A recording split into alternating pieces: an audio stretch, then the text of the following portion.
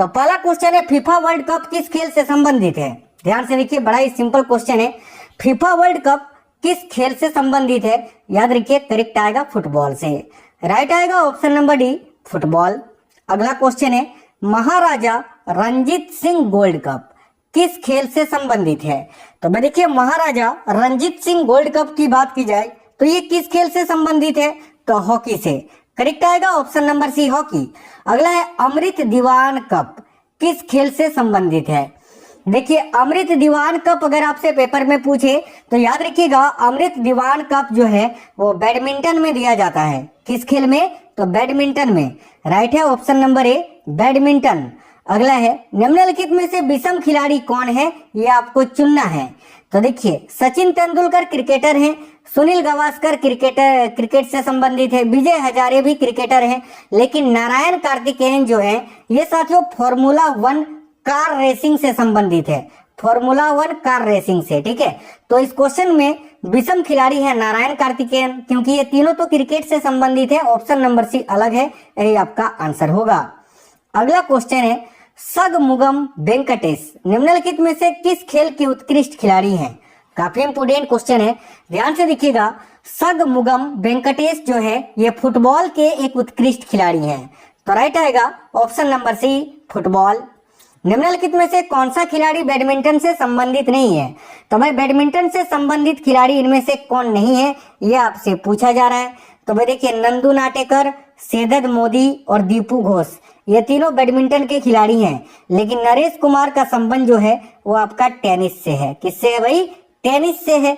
तो करेक्ट आएगा option number A, Naresh Kumar. अगला क्वेश्चन है साइना नेहवाल किस खेल से जुड़ी हैं? देखिए, साइना नेहवाल जो है ये किस खेल से जुड़ी हुई है? याद रखिएगा, करेक्ट आएगा बैडमिंटन से। Option number A, badminton. अगला भाग्यश्री थिप्से का नाम किस खेल से जुड़ा है?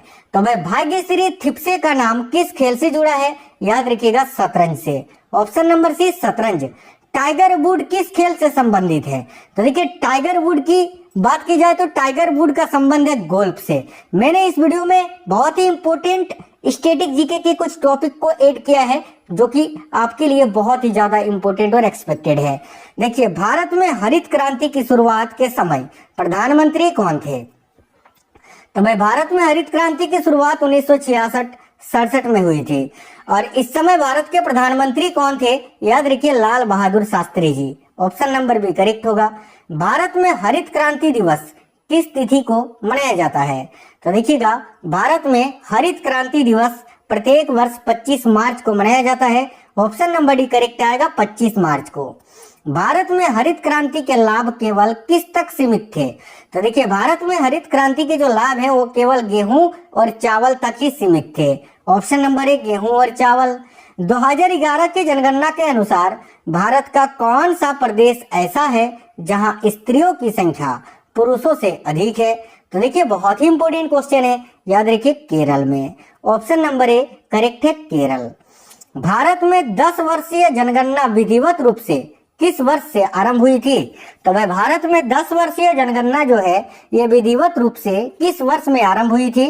राइट है, 1881 में। याद रखना, ऑप्शन नंबर बी करेक्ट आएगा। उस समय लॉर्ड रिपन का शासनकाल था। याद रखना, लॉर्ड रिपन के समय में। और भारत में जो पहली जनगणना हुई थी वो हुई थी 1872 में, लॉर्ड मेयो के समय में। याद रखना, ठीक है। और नियमित जनगणना 1881 से। तो इस क्वेश्चन का राइट आएगा ऑप्शन नंबर बी।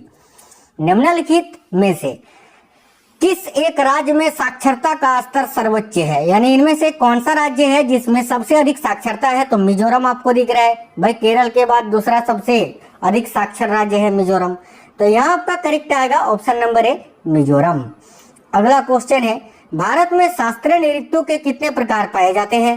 तो देखिए, भारत में कुल 8 प्रकार के शास्त्रीय नृत्य हैं और 8 शास्त्रीय नृत्य में से एक आपका है साथियों भारतनाट्यम, जो कि तमिलनाडु का है। ठीक है, दूसरा है आपका कथकली, केरल का है। तीसरा है मोहिनीअट्टम, ये भी केरल का है। इसके अलावा चौथे की बात करें तो कुचिपुड़ी है, जो कि आंध्र प्रदेश का है। एक आपका सत्रिया है, जो कि असम का है। एक आपका मणिपुरी है, जो कि मणिपुर राज्य का है। एक आपका ओडिसी है, जो कि ओडिशा राज्य का है। और एक है आपका कथक, जो कि उत्तर भारत या उत्तर प्रदेश का शास्त्रीय नृत्य है। भारत में ये 8 प्रकार के शास्त्रीय नृत्य पाए जाते हैं। आगे देखिए, निम्नलिखित में से कौन सा एक उत्तर भारतीय नृत्य है? इनमें से कौन सा एक उत्तर भारत का शास्त्रीय नृत्य है, आपको बताना था। शास्त्रीय तो अभी मैंने बताया था कथक, जो कि उत्तर भारत का शास्त्रीय नृत्य है। ऑप्शन नंबर 1 करेक्ट आएगा, कथक, याद रखना। नेक्स्ट, निम्नलिखित में से कौन सुमेलित है, यानी इनमें से कौन सा जोड़ा सही है? तो देखो, कथकली जो है केरल का है, ये बिल्कुल सही जोड़ा है, बाकी तीनों गलत है, क्योंकि भारतनाट्यम ये तमिलनाडु राज्य का है साथियों। कुचिपुड़ी की बात करें तो ये आंध्र प्रदेश का है। कथक की बात करें तो उत्तर भारत का या उत्तर प्रदेश का है। ठीक है, ये तीनों जोड़ा गलत था, ऑप्शन नंबर सी जोड़ा सही है, यही आपका आंसर होगा। अगला है, बुद्धों द्वारा बुरी आत्माओं से बचने के लिए किया जाने वाला इनमें से कौन सा नृत्य है जो हिमाचल प्रदेश का एक नृत्य रूप है? तो भाई, बुद्धों द्वारा बुरी आत्माओं से बचने के लिए किया जाने वाला जो नृत्य है वो साथियों कौन सा है? तो याद रखिए, छम नृत्य, और ये हिमाचल प्रदेश का एक नृत्य रूप है, याद रखना। थोड़ा खेल नृत्य, थोड़ा खेल नृत्य निम्नलिखित में से किस राज्य से संबंधित है? तो देखिए, थोड़ा खेल नृत्य का संबंध हिमाचल प्रदेश राज्य से है। यहाँ भी option number D Himachal Pradesh correct होगा। देखिए, इनमें से कौन सा एक सिक्किम का एक समूह लोक नृत्य है जिसे सिक्किमी लोगों के संरक्षक आराध्य माउंट कंचनजंगा के सम्मान में प्रस्तुत किया जाता है? तो करेक्ट आएगा चूफाट। देखिए, चूफाट जो है साथियों, ये सिक्किम का एक समूह लोक नृत्य है। ठीक है, जिसे सिक्किमी लोग के संरक्षक आराध्य माउंट कंचनजंगा के सम्मान में प्रस्तुत किया जाता है। तो चूफाट करेक्ट आएगा। प्राचीन पंजाब के लोक गीतों से उत्पन्न, ठीक है, इनमें से कौन सा लोकगीत है जो अक्सर एक प्रेमी की व्यथा को दर्शाता है या उसमें दर्शाया जाता है? तो देखो, करेक्ट आएगा टप्पा में, याद रखिए, टप्पा करेक्ट आएगा, ऑप्शन नंबर 1 टप्पा। पंजाब के मार्शल डांस का रूप इनमें से कौन सा है? तो भाई, पंजाब के मार्शल डांस का रूप इनमें से कौन सा है? तो बागा, याद रखना, ऑप्शन नंबर 1 करेक्ट आएगा। किस त्योहार के दौरान खासी आदिवासी लोगों द्वारा नोंगक्रेम नृत्य किया जाता है? तो भाई, सबसे पहले तो याद रखना, ये खासी जनजाति जो है या खासी आदिवासी लोग जो है वो मेघालय राज्य में पाए जाते हैं, मेघालय। तो उस हिसाब से ये जो नोंगक्रेम नृत्य है ये मेघालय का है, क्योंकि आपसे डायरेक्ट भी पूछेगा कि नोंगक्रेम नृत्य जो है किस राज्य का लोक नृत्य है? तो मेघालय का, याद रखना। पहला क्वेश्चन ये क्लियर हुआ आपका। और दूसरा कि किस त्योहार के दौरान नोंगक्रेम नृत्य किया जाता है? तो याद रखना, बंगाला नामक त्योहार के दौरान। और ये जो बंगाला त्योहार है ये भी आपका मेघालय में मनाया जाता है। चलिए, नेक्स्ट क्वेश्चन है, इनमें से किसने अपने आप को हिंदुस्तान का तोता कहा था? तो भाई, अपने आप को हिंदुस्तान का तोता तो अमीर खुसरो ने कहा था। ऑप्शन नंबर 1 करेक्ट होगा, अमीर खुसरो। निम्न में से किस राज्य में हम्पी नृत्य उत्सव मनाया जाता है? तो हम्पी नृत्य उत्सव साथियों कर्नाटक में मनाया जाता है। ऑप्शन नंबर बी करेक्ट आएगा। आगे देखिए, प्रसिद्ध नर्तक चेमनचेरी कुन्हीरमन नैयर का संबंध निम्न में से किस नृत्य रूप से है? तो देखिए, चेमनचेरी कुन्हीरमन नैयर का संबंध किस नृत्य से है? तो भाई, कथकली से, जो कि केरल राज्य का शास्त्रीय नृत्य है। अगला है, रण उत्सव किस राज्य में मनाया जाता है? देखिए, रण उत्सव की बात की जाए तो रण उत्सव गुजरात राज्य में मनाया जाता है। ऑप्शन नंबर सी करेक्ट होगा, गुजरात में। यामिनी कृष्ण मूर्ति किस शास्त्रीय नृत्य की ख्याति प्राप्त नृत्यांगना है? तो यामिनी कृष्ण मूर्ति जो है भारतनाट्यम और कुचिपुड़ी इन दोनों ही शास्त्रीय नृत्य की नृत्यांगना है। तो ऑप्शन नंबर सी ए और बी दोनों करेक्ट आएगा। पद्मा सुब्रमण्यम किस शास्त्रीय नृत्य शैली से संबंधित है? तो देखिए, पद्मा सुब्रमण्यम जो है ये भारतनाट्यम से संबंधित है। ऑप्शन नंबर है भारतनाट्यम। रागिनी देवी किस शास्त्रीय नृत्य शैली से संबंधित है? तो भाई, रागिनी देवी का संबंध किस नृत्य से है? याद रखिए, कुचिपुड़ी से। अगला है, भारतीय शिवाजी किस शैली के नृत्य के लिए प्रसिद्ध है? तो भाई, भारतीय शिवाजी जो है ये साथियों मोहिनीअट्टम नृत्य शैली के लिए प्रसिद्ध है। Option number C Mohiniyattam correct आएगा। रुक्मणी देवी अरुंडेल कला की किस विद्या से संबंधित है? तो देखिए, रुक्मणी देवी अरुंडेल जो है ये शास्त्रीय नृत्य से संबंधित है। ऑप्शन नंबर डी करेक्ट होगा। अगला है, दमयंती जोशी किस शास्त्रीय नृत्य से संबंधित है? तो देखिए, दमयंती जोशी जो है ना ये किस शास्त्रीय नृत्य से संबंधित है? याद रखिएगा, कथक से। कथक है ना, ऑप्शन नंबर डी करेक्ट होगा, कथक, याद रखना। मंडाना लोक कला शैली का संबंध किस भारतीय राज्य से है? तो भाई, मंडाना ये किस राज्य का लोक कला शैली है? तो देखो करेक्ट आएगा राजस्थान का, ऑप्शन नंबर ए। अगला है रंगोली भारत के किस क्षेत्र की प्रमुख लोक कला शैली है? तो देखिए रंगोली जो है ना ये महाराष्ट्र की एक प्रमुख लोक कला शैली है, याद रखिएगा। अगला है बिंबावती देवी किस प्रकार के नृत्य के लिए सुविख्यात है? देखिए बिंबावती देवी जो है ये मणिपुरी नृत्य के लिए साथियों सुविख्यात है, याद रखिएगा। ऑप्शन नंबर ए करेक्ट आएगा मणिपुरी नृत्य के लिए। अगला है केली गोपाल किस राज्य के लोक नृत्य शैली है? तो केली गोपाल जो है ये एक लोक नृत्य है और किस राज्य का है? तो याद रखिएगा असम का, जैसे कि असम का सबसे प्रसिद्ध लोक नृत्य है बिहू। चलिए अगला है राउफ किस राज्य की प्रमुख लोक नृत्य शैली है? तो राउफ जो है ये जम्मू कश्मीर राज्य की प्रमुख लोक नृत्य शैली है, याद रखिएगा। जम्मू कश्मीर जो कि अब 2 भाग में बंटकर 2 नए केंद्र शासित प्रदेश बन चुके हैं। पंडवानी किस राज्य की प्रमुख लोक कला या लोक नृत्य शैली है? तो पंडवानी जो है ना किस राज्य की लोक नृत्य शैली है? तो याद रखिए छत्तीसगढ़ की, ऑप्शन नंबर ए।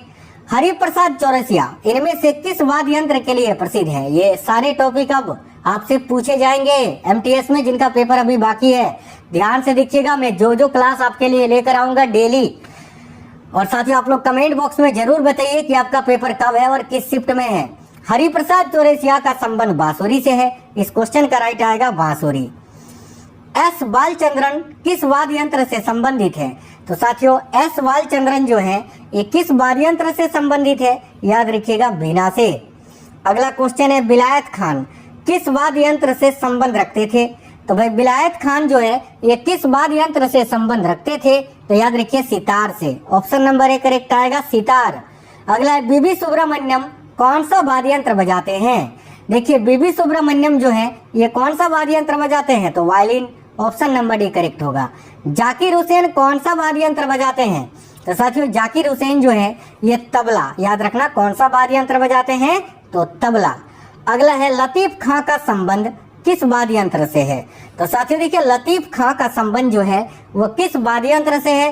तो भाई याद रखिएगा तबला से, ऑप्शन नंबर बी यहाँ भी तबला करेक्ट होगा।